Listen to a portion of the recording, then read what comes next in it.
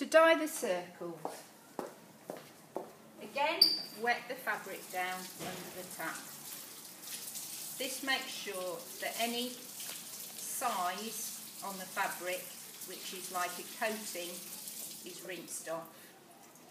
That might stop the dye from taking. With this you want to dip the different buttons into different colours. So first, trying to keep the rest of the fabric out the way, dipping one of the buttons into the dye. You need to leave the fabric in the dye for 1 to 2 minutes. Again, for this demonstration, I'm just leaving it there for a few seconds so that you get an idea of how to dye the fabric. Make sure you wring it out thoroughly over the dye pot.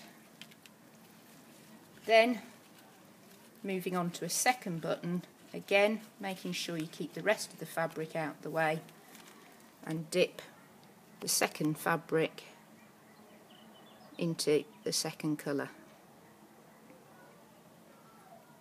Ideally leaving the fabric there for 1 to 2 minutes.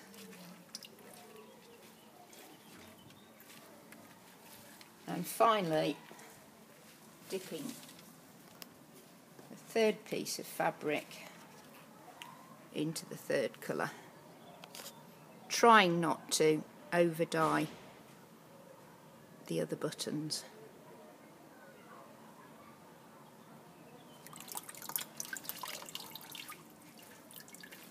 If you had more buttons, you could carry on dyeing the other bits of fabric using a range of different colours.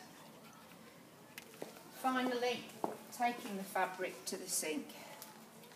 This is probably the most difficult one to get the rubber bands off, because the rubber bands are around the buttons.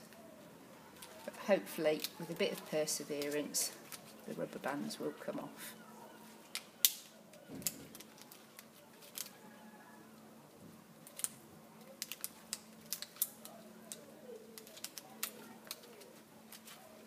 Again, drop the buttons into the sink, because we can wash the buttons and use the buttons again. And there is your final tie-dye with the circles made around the edge of the buttons.